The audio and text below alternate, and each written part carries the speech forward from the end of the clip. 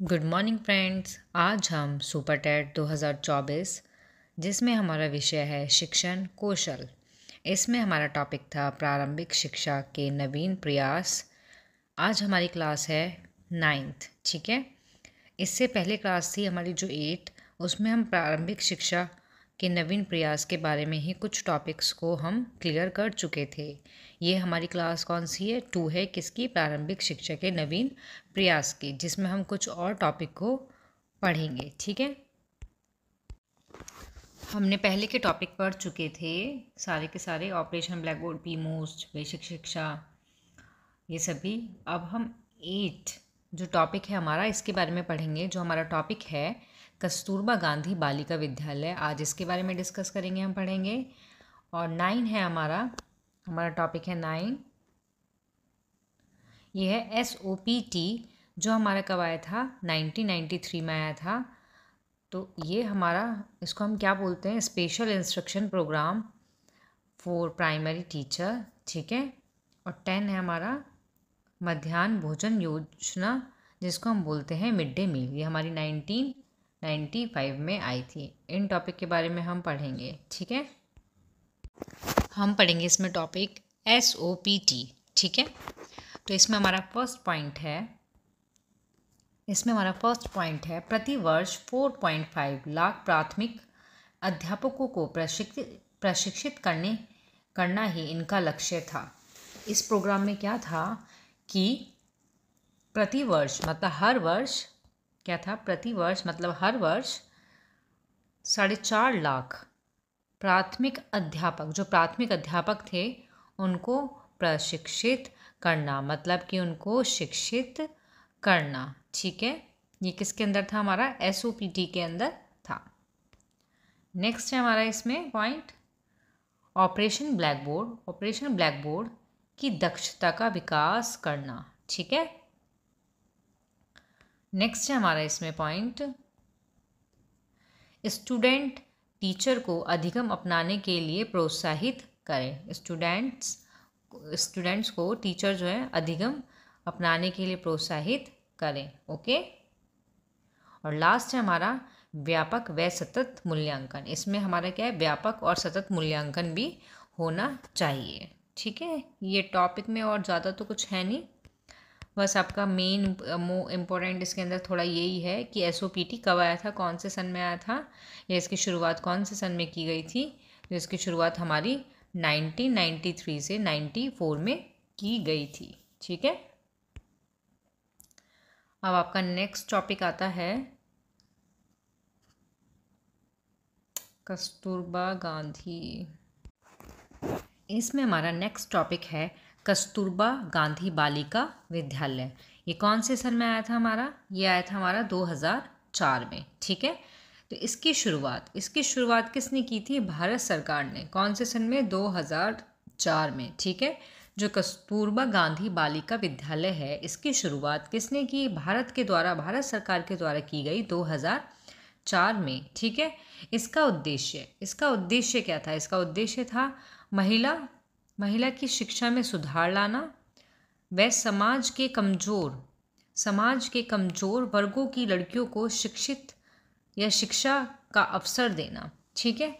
तो इसमें जो ये वाली योजना आई थी हमारी कस्तूरबा गांधी बालिका विद्यालय जो था हमारा, ये जो था, तो इसमें यही था कि महिला की शिक्षा में सुधार किया जाए, कि महिला को ज़्यादा से ज़्यादा शिक्षित किया जाए, और समाज के कमज़ोर वर्ग, जो समाज के अंदर जितने भी कमज़ोर वर्ग हैं, जो लड़कियों को शिक्षित नहीं करते, तो उनको उन लड़कियों को शिक्षा का अवसर देना होगा, ठीक है। क्योंकि पहले क्या होता था? पहले यही था, जो बॉयज़ होते थे, लड़के होते थे, उनको शिक्षित किया जाता था, उनको बाहर भेजा जाता था। लेकिन जो लड़कियां होती थी, उनसे घर के काम कराए जाते थे, उनको शिक्षित नहीं किया जाता था, उनको स्कूल नहीं भेजते थे। लेकिन इनका मोटिव क्या था? इनका उद्देश्य था कि लड़कियों को शिक्षा का अवसर देना, कि लड़कियों को शिक्षित करें, और समाज के कमज़ोर वर्ग होते हैं, उन लड़कियों को, ठीक है। और कस्तूरबा गांधी बालिका विद्यालय में ये भी था, बेटी बचाओ बेटी पढ़ाओ योजना को सार्थक बनाने के लिए कस्तूरबा गांधी बालिका आवासीय विद्यालय में अब 12वीं तक की पढ़ाई होती है। मतलब 12वीं तक की पढ़ाई कब होती है कि किस चीज़ को सार्थक बनाने के लिए, बेटी बचाओ बेटी पढ़ाओ योजना को, ठीक है, उस योजना को सार्थक बनाने के लिए कस्तूरबा गांधी बालिका आवासीय विद्यालय में अब 12th क्लास तक की पढ़ाई भी स्टार्ट हो गई थी। ओके, अब इसका महत्व, कि इसका महत्व क्या है। तो इसका हमारा फर्स्ट महत्व है आर्थिक प्रभाव। मतलब इस योजना का हमें आर्थिक महत्व बहुत ज़्यादा हुआ। कैसे? इसमें क्या था, आर्थिक प्रभाव क्या किस तरीके से पड़ा, ये जो महिला है उनको शिक्षित किया गया। अब तब महिला को शिक्षित किया जाएगा तो उसका आर्थिक प्रभाव या उसका आर्थिक रूप से वो महत्वपूर्ण हमारे लिए इसलिए था। देखो, शिक्षा और व्यावसायिक कौशल लड़कियों को रोजगार योग्य बनाते हैं और इस प्रकार क्या हुआ, इस प्रकार अर्थव्यवस्था के विकास को बढ़ावा भी देते हैं। अर्थव्यवस्था के विकास को बढ़ावा कैसे मिलता है? अगर लड़कियों को हम रोजगार दिलाते हैं या रोजगार के योग्य बनाते हैं। और कैसे बनाएंगे? तब उनको हम शिक्षित करेंगे। तो इनको शिक्षित करा ताकि रोजगार के योग्य बन सकें और अर्थव्यवस्था में विकास ला सके। ठीक है, तो हमारा सेकंड पॉइंट है लैंगिक असमानता को दूर करना। ये किस तरीके से था? ये था कि यह शिक्षा में लैंगिक असमानता को दूर करता है जिससे लड़कियों को समान अवसर प्राप्त होते हैं। ठीक है, और किस तरीके से? अब आप देखो, पहले क्या होता था, पहले लड़के स्कूल जाते थे और लड़कियां घर का काम करती थी। लेकिन अब क्या होने लगा, अब लड़कियां भी स्कूल जाती हैं जिससे वो रोज़गार प्राप्त करती हैं और रोज़गार प्राप्त करने के बाद वो लड़कों के बिल्कुल इक्वल हो जाती है। अब पहले की तरह नहीं है कि हाँ भाई लड़के ही बाहर का काम करेंगे और घर का नहीं करेंगे और लड़कियां जो है वो ही घर के अंदर रहेंगी, वो शिक्षित नहीं होंगी। तो लेकिन अब क्या हो गया कि अब वो शिक्षित होंगी, बाहर जाएंगी, बॉयज़ की तरह वो भी काम कर सकती हैं लड़कों की तरह। तो इस तरह से इस योजना में क्या हुआ था, लैंगिक असमानता दूर हो गई थी। ठीक है, अब नेक्स्ट पॉइंट है आपका सामाजिक परिवर्तन। सामाजिक परिवर्तन, अब इस योजना से क्या होता, समाज में भी बहुत परिवर्तन हुए थे। कैसे? शिक्षा को दुनिया भर में सामाजिक परिवर्तन के स्रोत के रूप में पहचाना गया था। शिक्षित लड़कियों की शादी देर से होने और छोटे परिवार होने की संभावना अधिक होती है। साथ ही उन्हें इस बात का भी ध्यान रखना होता है कि उनके बच्चे शिक्षित हों। ओके, तो यही सामाजिक परिवर्तन थे। पहले क्या होता था, पहले लड़कियां तब शिक्षित नहीं होती थी तो उन लड़कियों की शादी क्या कर देते थे, जल्दी कर देते थे। लेकिन अब क्या होने लगा, तब लड़कियां शिक्षित होती हैं तो उनकी शादी लेट करते हैं। और इससे क्या होता है, शिक्षित हैं तो छोटे परिवार होने की संभावना अधिक होती है। पहले क्या होता था, छोटे छोटे बच्चों की, लड़कियों की शादी कर दी जल्दी से, उसके बाद क्या हुआ, उनको बच्चे हुए जा रहे हैं तो उससे क्या था, तो छोटा परिवार नहीं होता था, वो बहुत बड़ा परिवार होता था। लेकिन अब जैसे जैसे लड़कियां शिक्षित हैं तो देर से शादी हो रही है उनकी, और इस तरीके से छोटे परिवार होने की संभावना भी हमारी अधिक हो जाती है। ठीक है, और छोटा परिवार होता है तो बच्चे की शिक्षा पे भी बहुत अधिक ज़्यादा ध्यान दिया जाता है। ठीक है, तो इसी तरीके से बहुत सारे इसके महत्व थे जो आपने आज पढ़े। इसमें इम्पोर्टेंट यही है बस कि शुरुआत किसने की थी, कब हुई थी, क्या उद्देश्य था इसका, क्या क्या परिवर्तन हुए, मीन्स क्या क्या महत्व थे इसके, यही सब इम्पोर्टेंट है इस टॉपिक के बारे में। ओके, नेक्स्ट टॉपिक है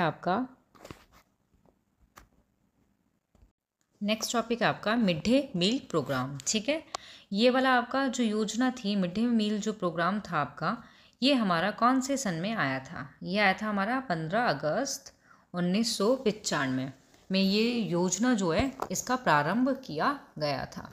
इसका उद्देश्य क्या था हमारा? इसका उद्देश्य था साक्षरता दर बढ़ाना। क्या था इसका उद्देश्य? साक्षरता दर बढ़ाना।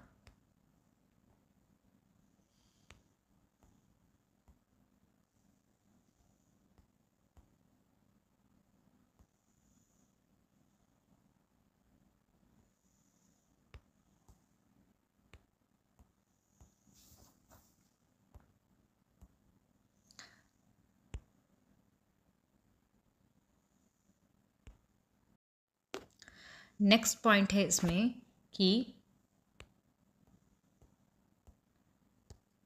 सर्वप्रथम 3 kg पर मंथ गेहूँ दिया जाता था, जिससे परिवार को लाभ मिलता था। इसमें क्या होता था कि हर साल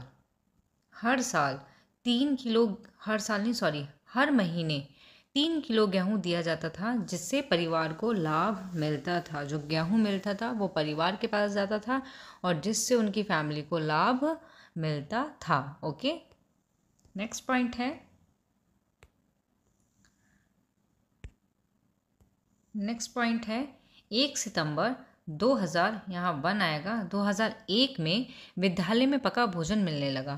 पहले क्या होता था, पहले हर महीने 3 किलो गेहूँ दिया जाता था, मतलब महीने में एक बार 3 किलो गेहूँ दिया जाता था। उसके बाद इसमें मिड डे मील में क्या हुआ कि विद्यालय में पका भोजन मिलने लगा, कि जो स्टूडेंट हैं, जो छात्र हैं, जो पढ़ने के लिए आते हैं, उनको पका हुआ भोजन देने लगे। ठीक है, नेक्स्ट इसमें आपका पॉइंट,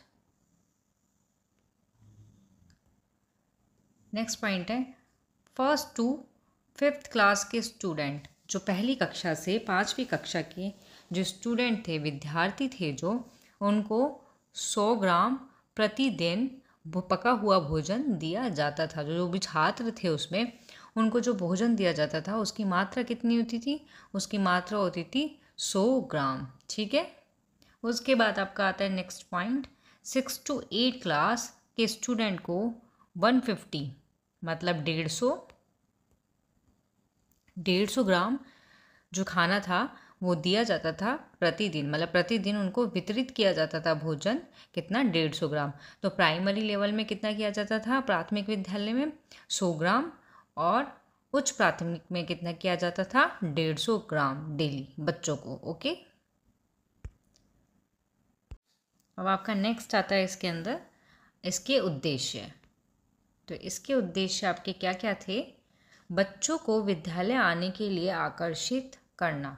बच्चों को विद्यालय आने के लिए आकर्षित कैसे करेंगे, अब हमारे स्कूल में क्या मिलता है, अब स्कूल में क्या मिलता है, भोजन, पका हुआ भोजन मिलता है। इससे क्या है, बच्चे आकर्षित होते हैं स्कूल आने के लिए, कि हमें तो खाना मिलेगा वहाँ पे, तो हम स्कूल जाएंगे। जिससे क्या होता है कि स्कूल में बच्चों का स्तर क्या होता है, बढ़ जाता है, संख्या में बच्चों का स्तर क्या होता है, बढ़ जाता है। ठीक है, नेक्स्ट पॉइंट है बच्चों को स्वस्थ व पुष्ट बनाना। तब हम स्कूल जा रहे हैं, हमें वहाँ पे पका हुआ भोजन मिल रहा है, तो उससे बच्चे क्या होंगे, उससे स्वस्थ होंगे और पुष्ट होंगे। ठीक है, नेक्स्ट है हमारा इसके अंदर, यह योजना किसके सहयोग द्वारा चलाई गई थी। तो ये योजना हमारी केंद्र और राज्य दोनों के सहयोग से हमारी ये जो योजना थी ये चलाई गई थी। ओके,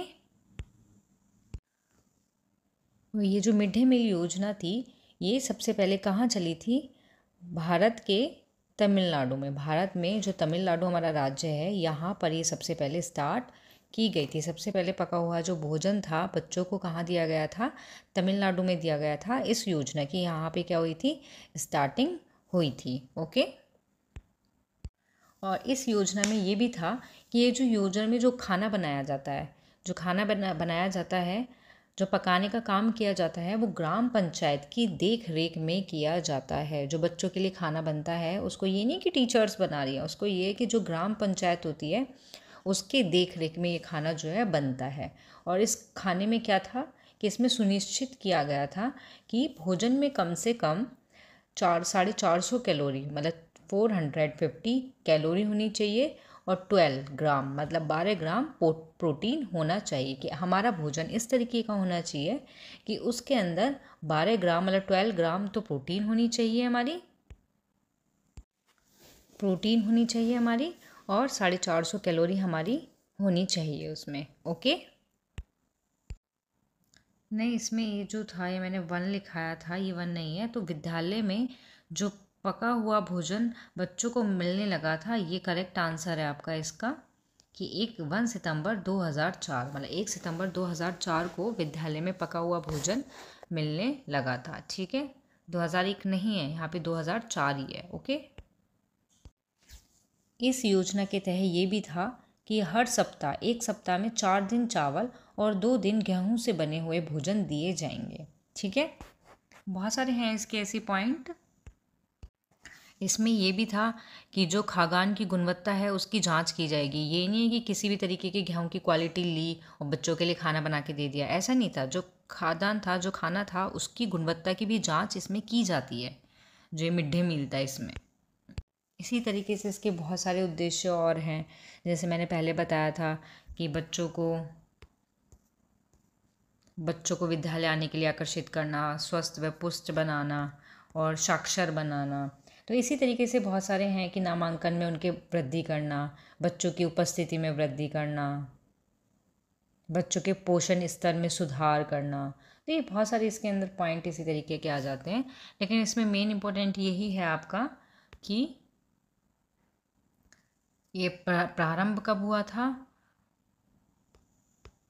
पहले इसमें कितना खाना दिया जाता था, 3 kg पर मंथ दिया जाता था। पका हुआ भोजन, ये थोड़ा इम्पोर्टेंट क्वेश्चन है, पका हुआ भोजन कौन से सन से देना शुरू किया गया था।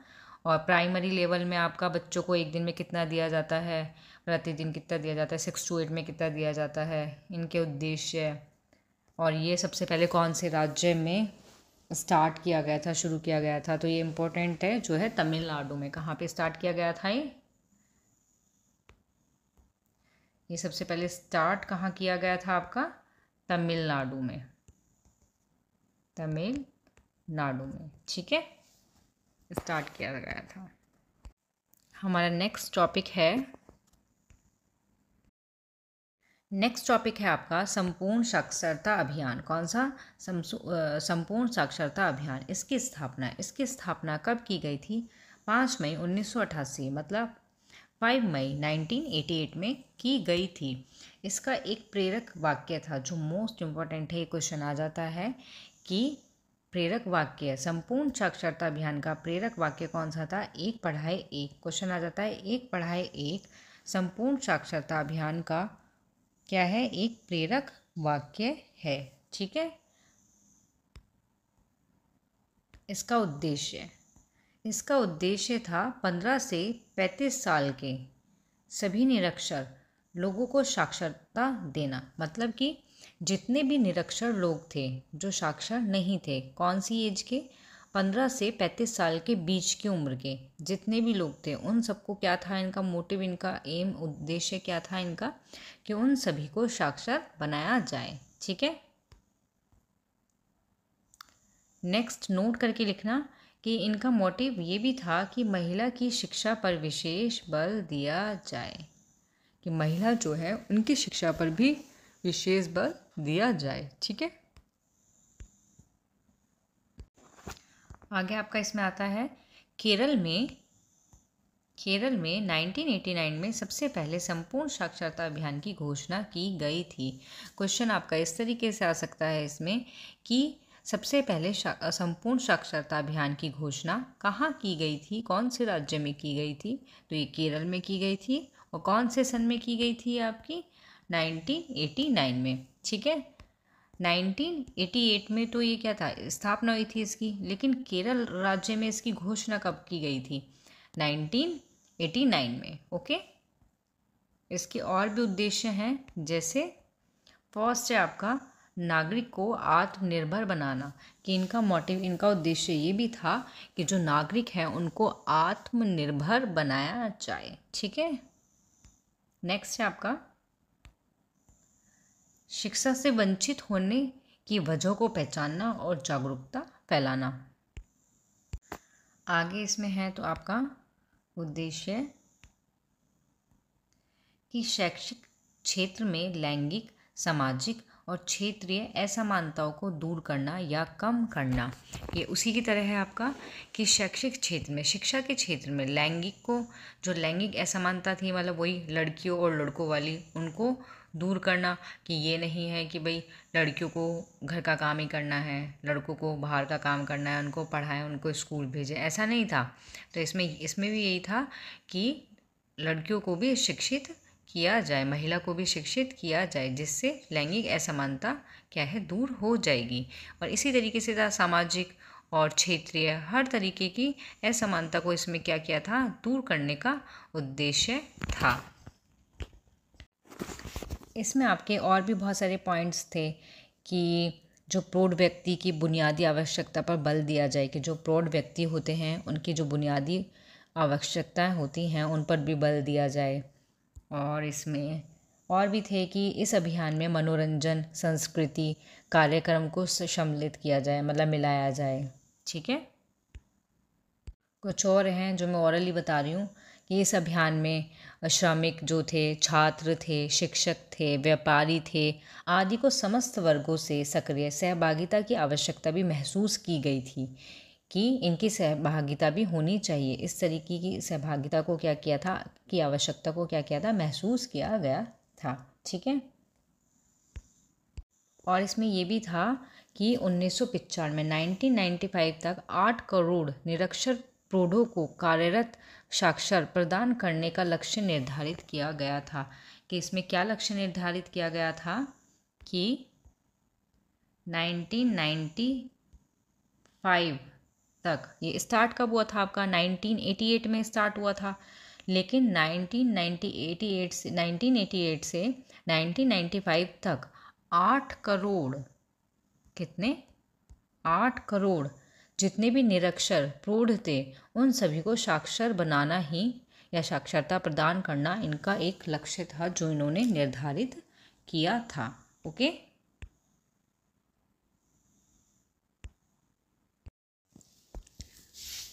नेक्स्ट हमारा टॉपिक है समेकित बाल विकास सेवाएं। ये सेवाएं हमारी कब शुरू की गई थी, 1975 में। कौन कौन सी थी, फर्स्ट थी हमारी दो सेवाएं थी हमारी, कौन कौन सी, ECCE। तो एक थी हमारी अर्ली, ECCE की फुल फॉर्म क्या है, अर्ली चाइल्ड केयर। ये कौन से ईयर के छात्र के लिए थी, तो ये थी 3 से 6 ईयर के स्टूडेंट के लिए। ठीक है, और उसके बाद आता है हमारा ECCE, early child care education. ठीक है, ये हमारी कौन से स्टूडेंट के लिए थी, तो ये हमारे 0 से लेकर जो 6 वर्ष के बच्चे थे या छात्र थे या बच्चे थे उनके लिए ये वाली सेवाएं थी हमारी। कौन कौन सी, ECC और ECCE। और इसमें क्या था आपका, जो ECCE के हेतु प्रत्येक जनपद को धनराशि 15 लाख रुपए दी जाती थी। जो ECC हेतु इसमें प्रत्येक जनपद को जो धनराशि दी जाती थी वो कितनी दी जाती थी, 15 लाख रुपए। ओके, नेक्स्ट है हमारा, नेक्स्ट टॉपिक है हमारा राष्ट्रीय बाल श्रम परियोजना। तो इसमें हमारा क्या है, 9वीं पंचवर्षीय योजना 1997 से 2002 में इसको संचालित किया गया था। ठीक है, कब संचालित किया गया था इसको, 1997 से 2002 में इसको संचालित किया गया था।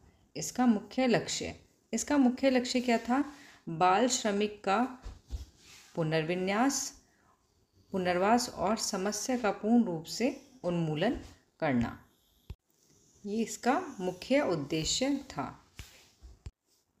आगे इसमें आता है 10वीं पंचवर्षीय योजना 2002 से 2007 तक जो चली थी। इस योजना को आगे बढ़ाने का निश्चय किया गया। जो राष्ट्रीय बाल श्रम परियोजना है इसको आगे बढ़ाने का निश्चय कौन सी योजना में किया गया था, 10वीं पंचवर्षीय योजना में किया गया था।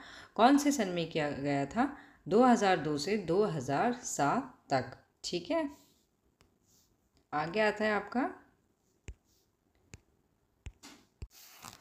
14 साल से कम उम्र के बच्चों से मजदूरी करवाना इस अधिकार का उल्लंघन था। जो ये राष्ट्रीय बाल श्रम परियोजना है इसमें क्या था कि जो 14 साल से कम उम्र के बच्चे होंगे उनसे हम मजदूरी नहीं कराएंगे। अगर मजदूरी कराई तो ये हमारे अधिकार के क्या था, उल्लंघन था। ठीक है, हम 14 साल के कम उम्र के बच्चों से मजदूरी नहीं कराएंगे वरना हमें जुर्माना लगेगा या हमें पनिशमेंट दी जाएगी। ओके, नेक्स्ट आगे इसमें बाल श्रम से जुड़े अपराधों के लिए 370 धारा से 374 में जुर्माना सजा व प्रावधान किया गया। मतलब कि इसमें बाल श्रम, जो छोटे बच्चे थे 14 साल से कम उम्र के जो बच्चे थे, अगर उनसे मजदूरी कराई तो ये एक तरह से क्या हुआ, अधिकार के उल्लंघन हुआ। तो इसके लिए उन अपराधियों को धारा 370 से 374 में जुर्माना व सज़ा का प्रावधान किया गया था कि उनको जुर्माना भी देना होगा और उनको सज़ा भी मिलेगी। इसीलिए 14 साल से कम उम्र के बच्चों से मजदूरी नहीं करानी चाहिए। ठीक है, यहाँ ये टॉपिक आपका ख़त्म होता है। ओके, और ये क्लास भी आपकी यहाँ पे ख़त्म होती है। हमारा नेक्स्ट टॉपिक है विद्यालय शिक्षा की तैयारी। क्या है हमारा नेक्स्ट टॉपिक? विद्यालय शिक्षा की तैयारी, जिसको हम रेडीनेस ऑफ स्कूल एजुकेशन भी हम कहते हैं। ओके, तो इसमें हमारा क्या आता है, अंतर्राष्ट्रीय बाल वर्ष के प्रक्षेप्य में राष्ट्रीय शैक्षिक अनुसंधान और प्रशिक्षण परिषद वाला NCERT द्वारा नई दिल्ली द्वारा विद्यालय शिक्षा की तैयारी कार्यक्रम का विकास किया गया है। मतलब कि जो विद्यालय शिक्षा की जो तैयारी है, ये कार्यक्रम जो है विकास किसके द्वारा किया गया था, तो ये नई दिल्ली के द्वारा किया गया था। ओके, विद्यालय शिक्षा की तैयारी जो है, इसका विकास जो है, विद्यालय शिक्षा की तैयारी कार्यक्रम का विकास किया गया, किसके द्वारा किया गया था, तो ये किया गया था नई दिल्ली के द्वारा। ठीक है, आगे इसमें आता है आपका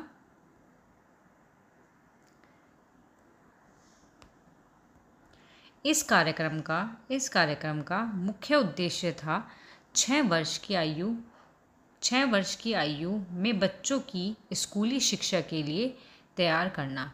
मतलब कि इसका उद्देश्य, इसका एम ये रहा था कि 6 वर्ष की आयु में बच्चों की स्कूली शिक्षा के लिए तैयार करो, कि बच्चे जो हैं उनको स्कूली शिक्षा के लिए तैयार करो, जो 6 वर्ष के बच्चे होंगे। ओके, आगे आपका इसमें आता है कि इस कार्यक्रम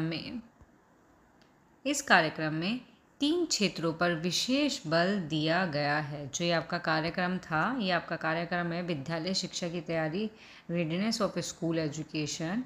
इसमें हमारे कितने क्षेत्र पर बल दिया गया था, तो इसमें हमारे 3 क्षेत्रों पर विशेष बल दिया गया था।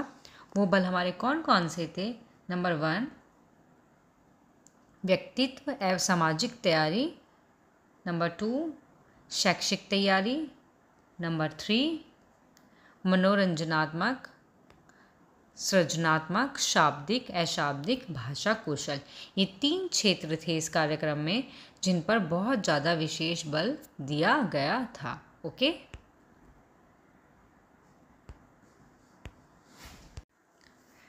यहाँ आपका टॉपिक होता है ख़त्म, समाप्त। अब हम नेक्स्ट वीडियो में मिलेंगे आपसे, ठीक है, जिसमें हमारा इसी टॉपिक से रिलेटेड प्रारंभिक शिक्षा के जो नवीन प्रयास हैं, इनसे रिलेटेड जितने भी मैंने टॉपिक इसके अंदर कराए हैं, उनसे रिलेटेड ही हम क्वेश्चन आंसर को सॉल्व करेंगे। क्वेश्चन आंसर इसके अंदर हम करेंगे, ठीक है। और तो बाकी कुछ इम्पोर्टेंट नहीं है इसके अंदर। तो ओके, हम नेक्स्ट क्लास में मिलते हैं फिर आपको क्वेश्चन आंसर के साथ इनके, ठीक है। ओके, जिसको भी वीडियो पसंद आई हो वो इसको लाइक करे, सब्सक्राइब करे और शेयर करे। Thank you.